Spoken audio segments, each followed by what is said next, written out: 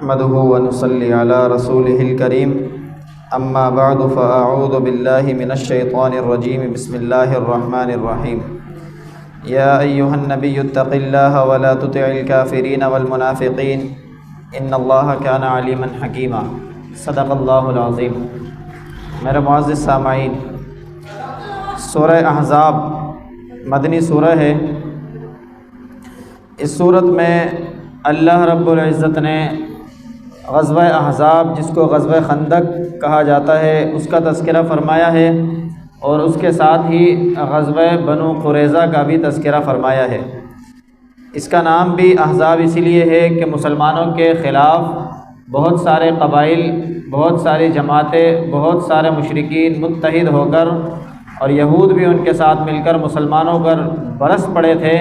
اس کی بنا پر اس سورت کا نام حزب کی جمع احزاب، بہت ساری جماعتیں رکھا گیا۔ اور ابتدا میں اس سورت کے نبی علیہ الصلاۃ والسلام کو مخاطب کیا گیا ہے اور بتایا گیا ہے کہ اے نبی، اتق اللہ، اللہ رب العزت کا تقوی اختیار کیجئے، ولا تطع الکافرین والمنافقین، منافق اور کافروں کی بات کی پرواہ نہ کیجئے، بے شک اللہ رب العزت علم والے ہیں اور حکمت والے ہیں۔ اللہ نے جو آپ کی طرف وحی کی ہے اس کی اتباع کیجئے۔ کافر تو کہتے رہتے ہیں جو انہوں نے کہنا ہے، اور بے شک آپ کے رب باخبر ہیں جو کچھ یہ کر رہے ہیں۔ پھر ان کے زعم باطل کو رد کیا اللہ رب العزت نے۔ ایک تو ان کا گمان یہ تھا کہ وہ سمجھتے تھے کہ بعض لوگوں کے سینوں کے اندر اللہ نے 2 دل رکھے ہیں۔ دوسرا گمان ان کا یہ تھا کہ جس طرح عورتوں کو وہ کہہ دیا کرتے تھے کہ انت علیہ کا ظہر امی، آپ میرے اوپر میری ماں کی طرح ہیں، تو وہ طلاق ہو جایا کرتی تھی۔ اسی طریقے سے متبنہ کے بارے میں وہ یہ سمجھا کرتے تھے کہ متبنہ جو ہے حقیقی بیٹے کی صورت میں ہوتا ہے۔ اللہ نے ان تینوں خیالات کو رد کیا اور فرمایا کہ ما جعل اللہ لرجل من قلبین فی جوفی، اللہ نے کسی انسان کے دل میں سینے میں 2 دل نہیں رکھے۔ وما جعل ادعیاکم ابناکم، اور نہ ہی اللہ نے تمہارے متبنہ لے پالک منہ والے بیٹوں کو بیٹوں کی حقیقت کے بنایا ہے، وہ الگ ہیں اور بیٹے حقیقی الگ ہیں۔ اسی طریقے سے ایک اور گمان جو ان کا تھا،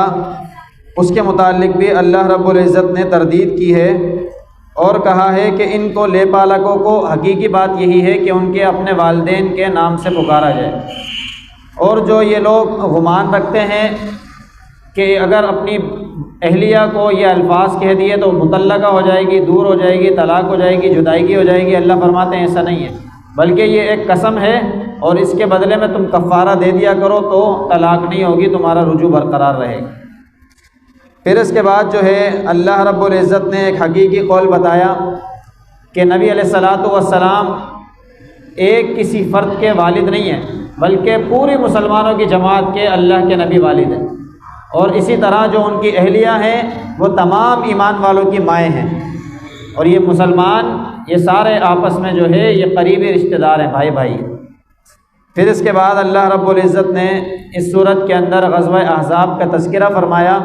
غزوہ احزاب میں یہ ہوا کہ مشرکین مکہ جو ابو سفیان کی قیادت میں تھے، یہ سن 5 ہجری شوال کے اندر یہ موقع پیش آیا تھا کہ جس وقت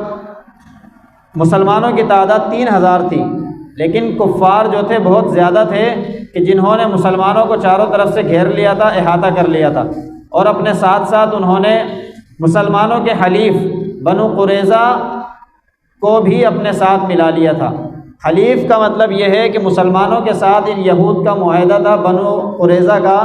کہ ہم تمہارے دشمن کی مدد نہیں کریں گے، نہ ہی تم ہمارے دشمن کی ہمارے خلاف مدد کرو گے۔ اس عہد کے باوجود بھی انہوں نے مشرکین کی مدد کی اور مشرکین کا ساتھ دیا۔ اللہ کے نبی کو حضرت سلمان فارسی رضی اللہ تعالی عنہ نے کہا کہ یا رسول اللہ، جب ہمارے ساتھ اس طرح فارس میں کوئی معاملہ ہوا کرتا تھا تو ہم ایسا کرتے تھے کہ خندق کھود لیا کرتے تھے اور چاروں طرف سے حفاظت کے لیے خندق لگا لیا کرتے تھے، تاکہ کوئی اور دوسری جانب سے ہم پر حملہ نہ کر سکے اور ہم ایک سمت میں ہو کر اپنے آپ کا بچاؤ کر سکیں۔ اللہ کے نبی کو ان کی یہ تدبیر پسند آئی اور اللہ کے نبی نے صحابہ کو خندق کھودنے میں لگا دیا۔ وہ خندق بھی کھود لی گئی، مسلمانوں کا احاطہ تقریباً ان کفار نے 1 مہینے تک جاری رکھا، اور اسی اثناء میں قتل و قتال، دور سے تیر اندازی ہوتی رہتی تھی۔ پھر 1 مہینے کے بعد بنو غطفان قبیلے کا ایک شخص، اس نے جو ہے ان قریش کے درمیان اور بنو قریظہ کے درمیان اور قبیلہ غطفان کے درمیان پھوٹ پڑوا دی۔ پھوٹ بھی پڑ گئی، اور اسی اثناء میں جو ہے وہ اللہ کی طرف سے جو ہے تیز ہوائیں چلی، آندھی آ گئی، ان کے کیمپ اکھڑ کر، چھپڑ اکھڑ کر ہوا میں اڑ گئے، اور اسی طریقے سے جو جانور یہ لے کر آئے تھے وہ بھٹک گئے۔ تو پھر ان کے ساتھ دینے سے انکار کر دیا، کفار بھی چلے گئے اور بنو غطفان بھی چلے گئے۔ بنو قریظہ بھی اپنی طرف واپس جا رہے تھے، اور اللہ کے نبی نے ان کا تعاقب کیا اور ان کا احاطہ کیا، اور ان کو سخت سزا دی اس بات کے اوپر کہ انہوں نے ہمارے ساتھ حلف لیا ہوا تھا کہ ہم تمہارے دشمن کی مدد نہیں کریں گے، اور پھر بھی مسلمانوں کی مدد کریں۔ جب یہ علیحدہ ہوئے تو یہاں سے بنو قریظہ یہ غزوہ قریظ یہ شروع ہوا، اور اس سے پہلے غزوہ احزاب تھا جس کو غزوہ خندق بھی کہا جاتا ہے۔ پھر اس کے بعد اللہ رب العزت نے جو ہے امہات المومنین، جب مسلمانوں کو فتوحات ہوئیں تو امہات المومنین کے دل میں یہ بات آئی کہ ہمیں بھی جو ہے غنیمت کے مال میں سے حصہ دینا چاہیے، اور ہمارا بھی معاوضہ بڑھا دینا چاہیے۔ اللہ کے نبی سے انہوں نے کہا کہ ہمارا معاوضہ بڑھانا چاہیے۔ اللہ رب العزت کو یہ بات ناگوار لگی۔ اللہ رب العزت نے قرآن کریم کی آیت میں فرمایا، آخری آیات 21 سپارے کی، یا ایھا النبی قل لازواجک ان کنتن تردن الحیاۃ الدنیا وزینتہا فتعالین امتعکن واسرحکن سراحا جمیلا۔ اے نبی، اپنی اہلیاؤں کو کہہ دیجئے کہ اگر آپ کو دنیا کی زندگی چاہیے، عیش و عشرت چاہیے تو آ جائیں، مال اور دولت لے لیں، ساز و سامان لے لیں، اور عزت کے ساتھ جدا ہو جائیں۔ پھر اللہ کے نبی کے ساتھ نہ رہیں بلکہ اپنی زندگی گزاریں، اور اگر اللہ اور اللہ کا رسول زیادہ عزیز ہے، وَإِن كُنتُنَّ تُرِدْنَ اللَّهَ وَرَسُولَهُ وَالدَّارَ الْآخِرَةَ فَإِنَّ اللَّهَ أَعَدَّ لِلْمُحْسِنَاتِ مِنكُنَّ أَجْرًا عَظِيمًا۔ اللہ چاہیے، اللہ کے رسول چاہیے، آخرت چاہیے، تو پھر اللہ نے بہت سارا انعام تمہارے لیے تیار رکھا ہے، اس کے لیے منتظر رہو، یہ دنیا کے چکروں میں کیوں پڑتے ہو۔ ہاں، پھر دوسری بات بتائی، یا نساء النبی من یأت منکن بفاحشۃ مبینہ یضاعف لها العذاب ضعفین۔ جس طریقے سے تمہارے لیے دنیا میں اجر زیادہ ہے، آخرت میں اجر زیادہ ہے، اگر غلطی کرو گے تو پکڑ بھی ڈبل ہے، اور یہ اللہ کے اوپر مشکل نہیں ہے، اللہ کے لیے بہت آسان ہے۔ پھر اس کے بعد 22ویں سپارے کی ابتدا، اور اسی موضوع کو اللہ رب العزت جاری رکھے ہوئے ہیں۔ امہات المومنین کو بتایا کہ یا نساء النبی لستن کاحد من النساء، اے نبی کے گھر والوں، آپ لوگ عام لوگوں کی طرح نہیں ہو، آپ کا مقام اللہ نے بہت بلند بنایا ہے۔ اہل بیت کا مقام اللہ رب العزت کی نظر میں، صحابہ کی نظر میں، نبی علیہ الصلوۃ والسلام کی نظر میں، ہر ایمان والے کی نظر میں بہت بلند ہے۔ یہاں تک کہ اہل بیت کے بارے میں یہ آتا ہے کہ حضرت عمر رضی اللہ تعالیٰ عنہ ایک مرتبہ کوئی کام کر رہے تھے،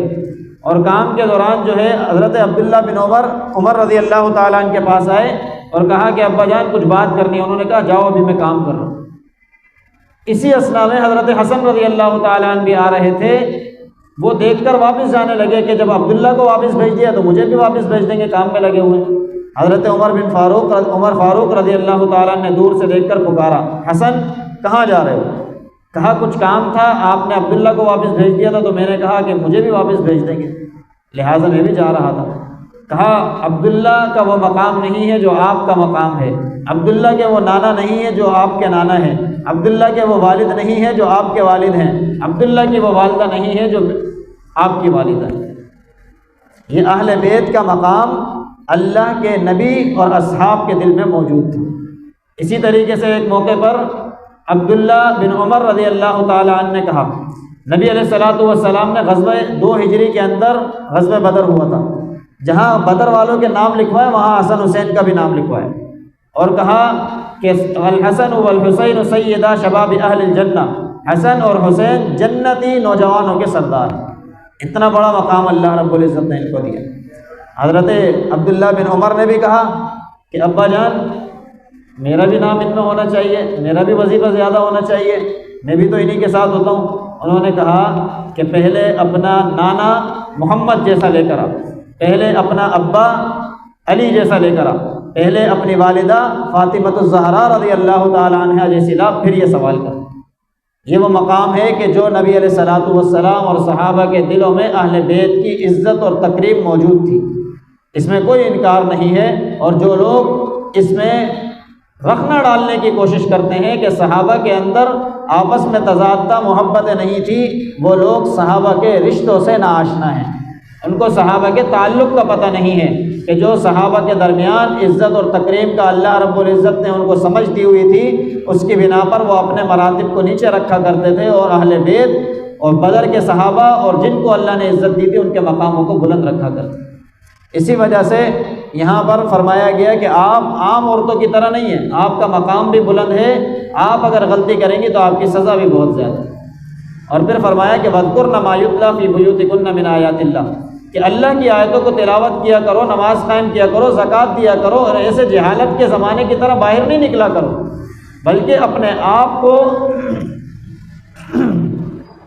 ڈھانپ کر باہر نکلا کرو، پردے کے ساتھ نکلا کرو۔ یہ پردے کا حکم خاص امہات المومنین کے لیے نازل ہوا تھا، کیونکہ کفار جو ہے ان کو تکلیف دینا چاہتے تھے، جب وہ پہچان لیا کرتے تھے کہ نبی کے گھر سے ہیں تو ان کو تکلیف دیا کرتے تھے۔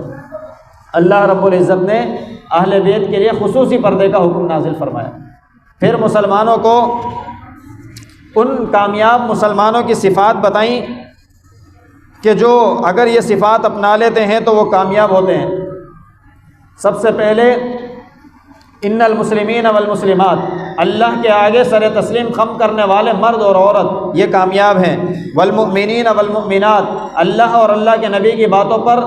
ایمان لانے والے یہ کامیاب ہیں۔ والقانتین والقانتات، قنوت کہتے ہیں اللہ رب العزت کی اطاعت کرنے والے مرد اور اطاعت کرنے والی عورتیں۔ والصادقین والصادقات، اللہ کی راہ میں صدقہ دینے والے مرد اور صدقہ دینے والی عورتیں۔ والصابرین والصابرات، صبر کرنے والے مرد اور صبر کرنے والی عورتیں۔ والخاشعین والخاشعات، اللہ رب العزت کے آگے خشوع اور خضوع آہوازاری کرنے والے مرد اور عورتیں۔ اور اسی طریقے سے متصدقین والمتصدقات، اللہ رب العزت کے آگے نوافل پڑھنے والے مرد اور نوافل پڑھنے والی عورتیں۔ والصائمین والصائمات، اللہ کے لیے روزہ رکھنے والے مرد اور عورتیں۔ والحافظین فروجہم والحافظات، اللہ کے لیے اپنی شرم گاہوں کی حفاظت کرنے والے مرد اور عورتیں۔ والذاکرین اللہ کثیرا والذاکرات، اور اللہ کو کثرت سے یاد رکھنے والے مرد اور عورتیں۔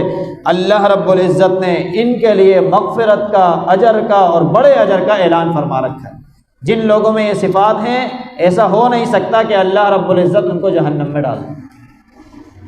پھر فرمایا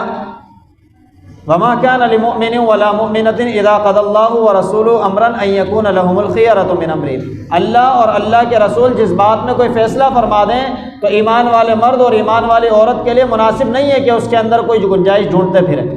یہ اللہ اور اللہ کے نبی کی جو ہے نافرمانی ہے، اور جو کوئی اللہ اور اللہ کے رسول کی نافرمانی کرے گا وہ بہت بڑی گمراہی میں ہوگا۔ پھر اس کے بعد ایک آیت مبارکہ کہ ما کان محمد ابا احد من رجالکم، کہ نبی علیہ الصلوۃ والسلام کسی ایک مرد کے والد نہیں ہیں بلکہ تمام ایمان والوں کے والد ہیں۔ نبی علیہ الصلوۃ والسلام کی نبوت پوری دنیا کے لیے ہے، نبی علیہ الصلوۃ والسلام کی شفاعت پوری کی پوری انسانیت کے لیے ہے، کیونکہ نبی علیہ السلام پوری دنیا کے نبی ہیں، چاہے وہ مسلمان ہیں یا نہیں ہیں۔ جو مسلمان ہیں وہ امت اجابت ہیں، جو مسلمان نہیں ہیں وہ امت دعوت ہیں، کہ نبی علیہ الصلوۃ والسلام کو دعوت دینا ہر ایک کے اوپر لازم تھا۔ آج اگر نبی علیہ الصلوۃ والسلام نہیں ہے تو یہ دعوت کا کام ہمارے ذمہ ہے، اور بے شک دعوت کا کام ہی دنیا کے اندر سب سے بڑا کام ہے کہ جو انبیاء کو اللہ رب العزت نے دیا تھا، اس سے بڑا کام آج بھی دنیا میں نہیں ہے۔ اور پھر یہ ان کے اوپر رد ہے کہ جو کہ زید بن حارث رضی اللہ تعالی عنہ کو کہا کرتے تھے کہ زید بن محمد، کہ محمد کے بیٹے، یہ لیپالک تھے، نبی علیہ الصلوۃ والسلام نے ان کو منہ بلا بیٹا بنایا ہوا تھا، تو نبی علیہ الصلوۃ والسلام کے نام سے ان کو جب منسوب کیا جاتا تو اللہ رب العزت نے اس کے اوپر آیت اتاری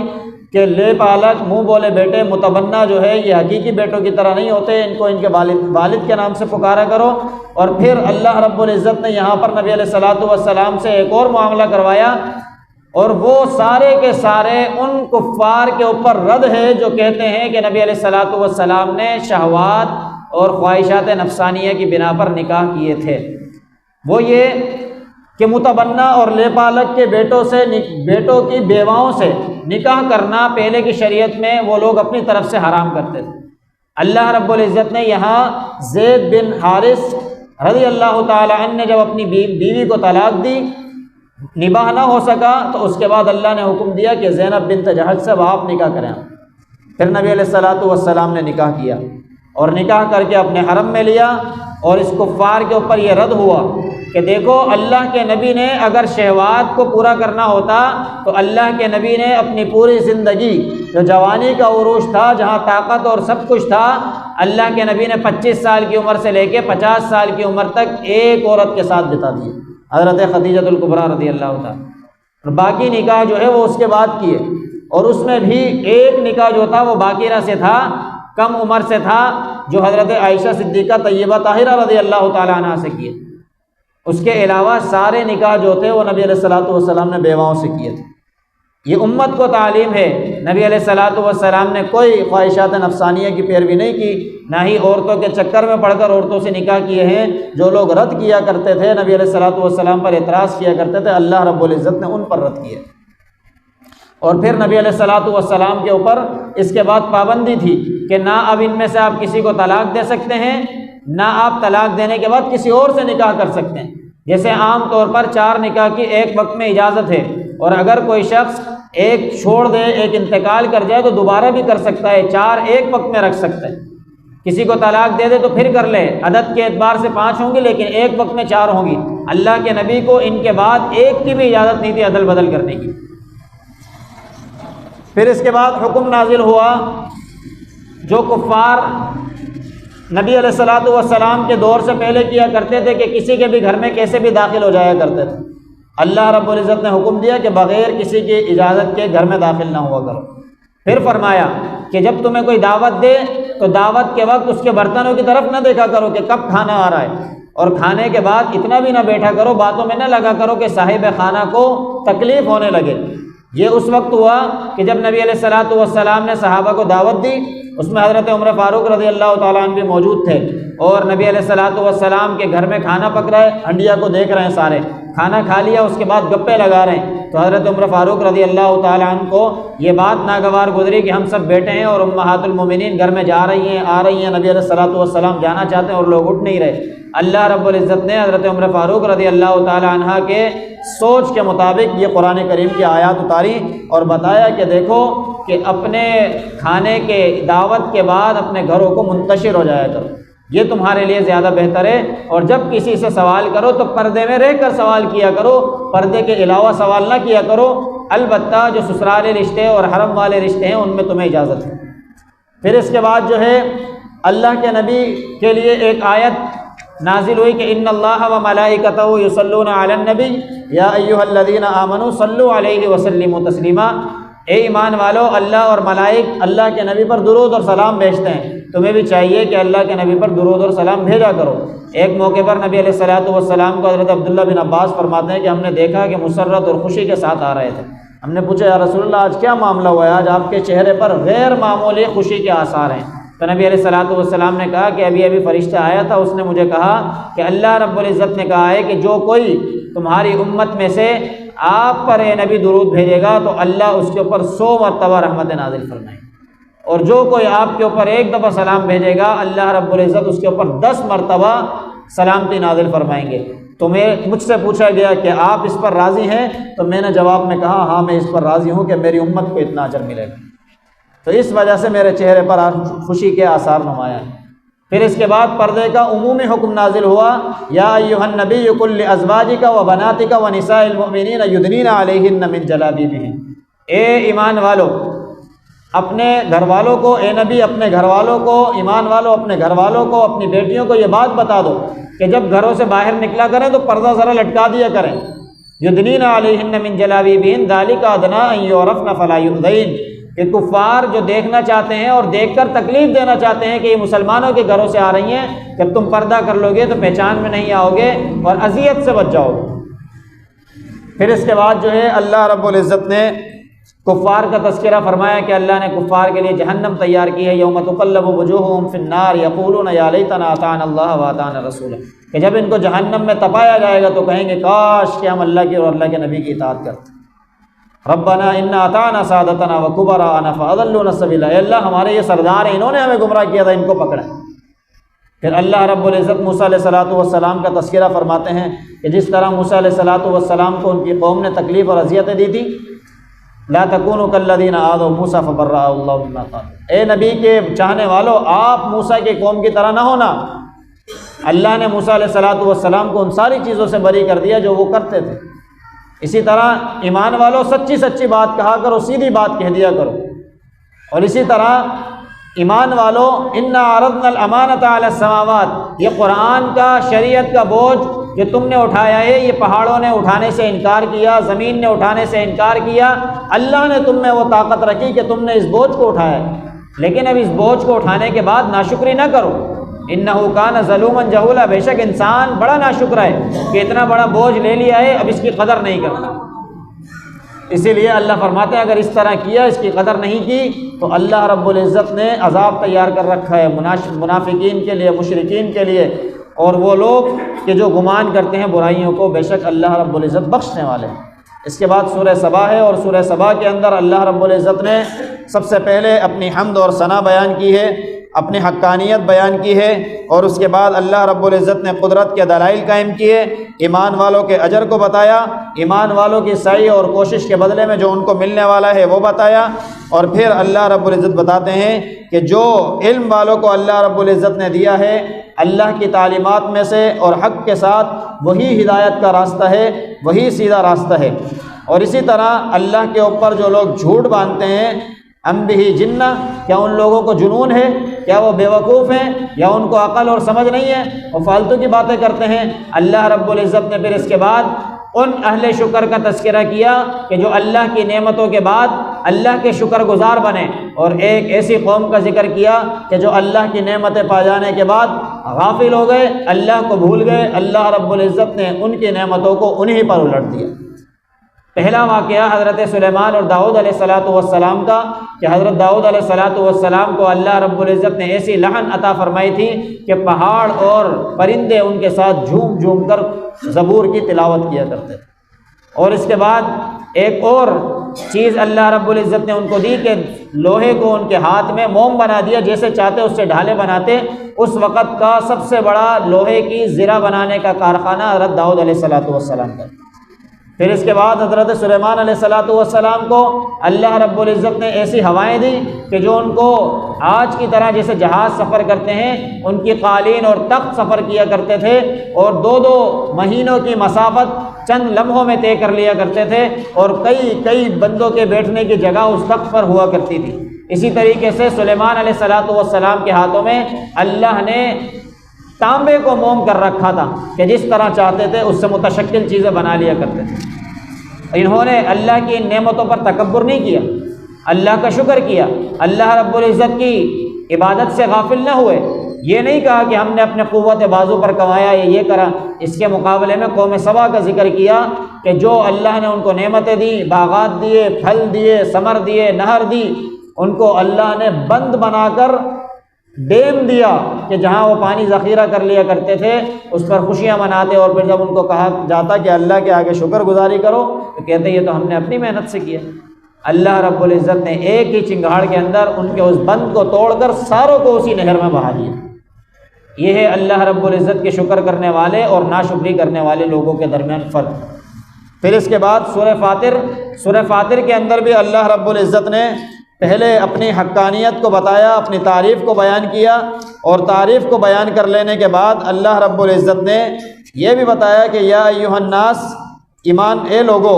اللہ رب العزت تمہیں بتاتے ہیں کہ ان الشیطان لکم عدو فاتخذوہ عدوا، کہ بے شک شیطان جو ہے تمہارا دشمن ہے، اس کو دشمن ہی بنا کر رکھو، اس کو دشمن ہی سمجھا کرو، اس کو اپنا خیر خواہ نہ سمجھا کرو۔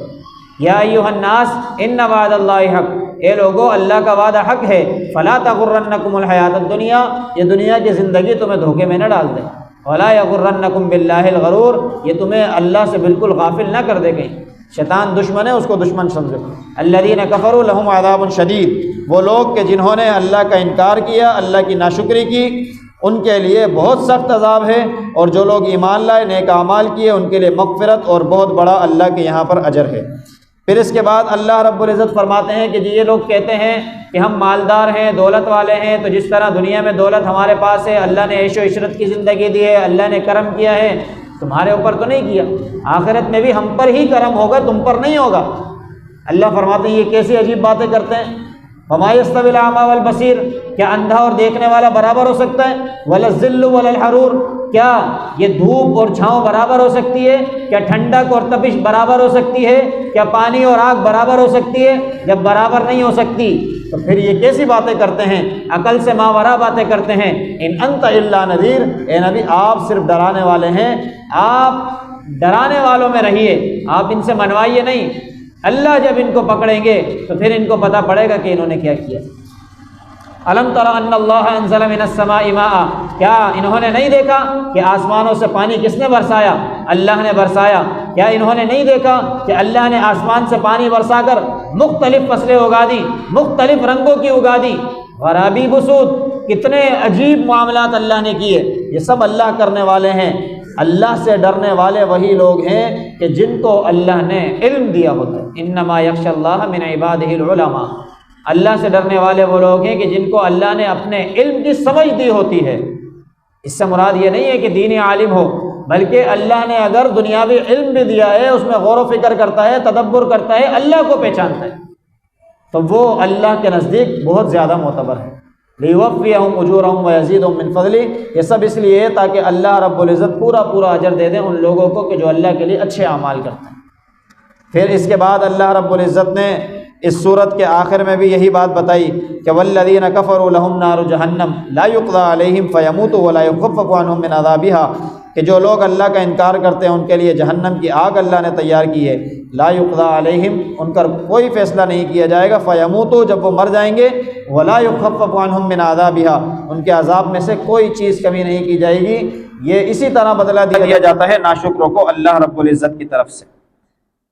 دعا ہے کہ اللہ رب العزت خود مجھے بھی ان باتوں پر عمل کرنے کی توفیق عطا فرمائے، آپ تمام میں سے ہر ایک کو بھی عمل کی توفیق عطا فرما دے۔ وآخر دعوانا ان الحمدللہ۔